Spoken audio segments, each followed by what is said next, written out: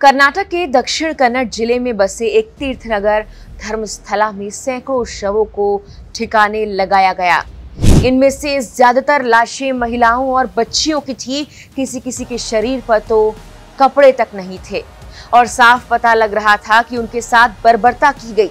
ये दावा 19 सालों तक इसी तीर्थनगर के मंदिर में काम करने वाले एक सफाई कर्मचारी ने किया है। एक सीलबंद लिफाफे में उसने इस दावे के पीछे की भयानक कहानी कोर्ट को भी बताई है।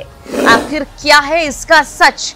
कौन है ये सफाई कर्मचारी और कोर्ट ने इस मामले पर क्या कहा है? इतने सालों बाद आखिर ये कर्मचारी सामने क्यों आया और जिन शवों की बात वो कर रहा है आखिर वो किसके हैं? धर्मस्थला के खौफनाक कांड की पूरी कहानी आपको बताते हैं इस वीडियो में। ये तस्वीरें हैं दक्षिण कन्नड़ डिस्ट्रिक्ट में मौजूद बेलथगंडी कोर्ट के बाहर की।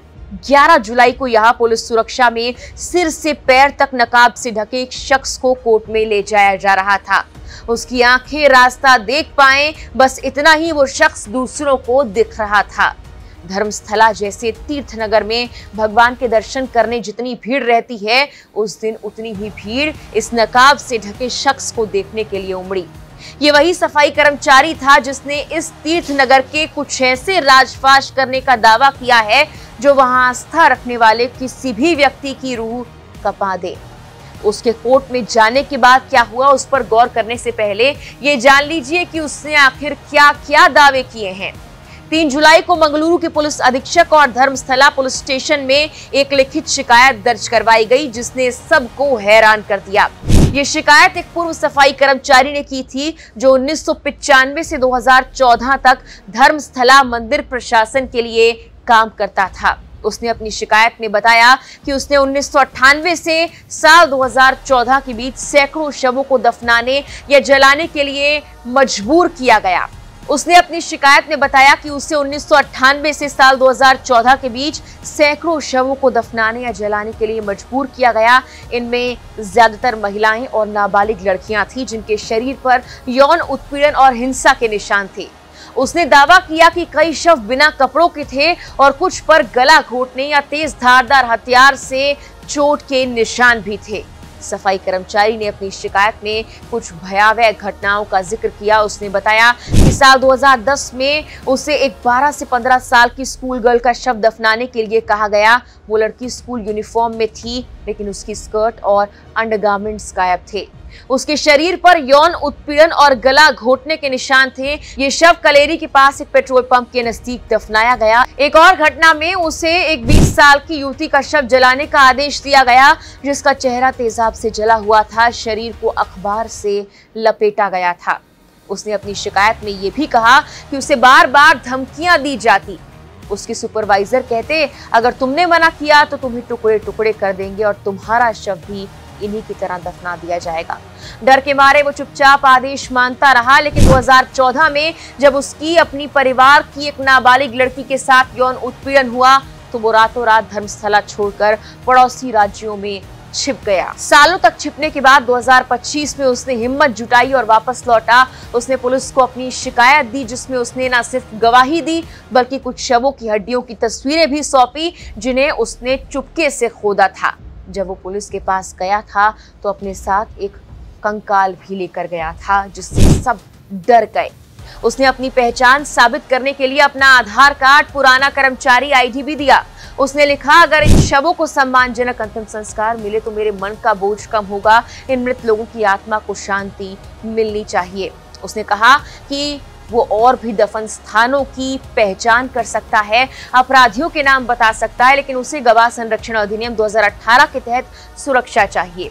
उसने अपनी शिकायत में कहा कि कुछ अपराधी मंदिर प्रशासन से ही जुड़े प्रभावशाली लोग हैं और डर जाहिर किया कि ये लोग मुझे नुकसान पहुंचा सकते हैं। अपनी सुरक्षा के लिए उसने सुप्रीम कोर्ट के वकील केवी धनंजय को एक सील बंद लिफाफा सौंपा जिसमें अपराधियों के नाम है ताकि अगर उसे कुछ होता है तो सच सामने आ सके।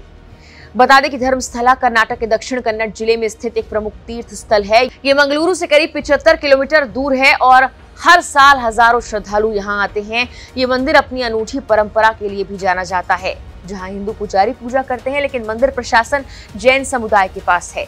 वर्तमान में धर्मस्थला मंदिर का प्रशासन जैन हेगड़े परिवार के पास है और वीरेंद्र हेगड़े इसके वंशानुगत प्रशासक हैं। सफाई कर्मचारी ने कहा कि कुछ अपराधी मंदिर प्रशासन से जुड़े हैं, उनकी काफी पहुंच है और कहा कि मैं जिन लोगों का नाम ले रहा हूं वो बहुत प्रभावशाली हैं और अपने विरोधियों को खत्म करने की ताकत रखते हैं। पुलिस ने 4 जुलाई को इस मामले में भारतीय न्याय संहिता यानी कि बीएनएस की धारा 211A के तहत मामला दर्ज किया था। उन्होंने एक बयान जारी कर कहा था कि वो इस मामले की गहन जांच कर रहे हैं। पुलिस ने यह भी कहा कि कथित दफन स्थलों को खोदने के लिए कोर्ट से परमिशन ली जाएगी। शिकायतकर्ता की पहचान को गोपनीय रखने का वादा भी पुलिस ने किया। उसके बाद 11 जुलाई को खुद अपना बयान दर्ज करवाने ये सफाई कर्मचारी कोर्ट में पेश हुआ। सफाई कर्मचारी को बेलथगंडी कोर्ट में पेश किया गया था। बयान दर्ज हुआ, लेकिन उसके बाद अब तक कुछ नहीं हुआ। इस गवाह की शिकायत पर कर्नाटक पुलिस ने एफआईआर तो दर्ज कर ली है, बयान भी दर्ज हो गया, लेकिन तहकीकात शुरू नहीं हुई, ना ही उन जगहों की खुदाई शुरू की गई जहां पर इस गवाह के मुताबिक सैकड़ों लाशें दफन हैं।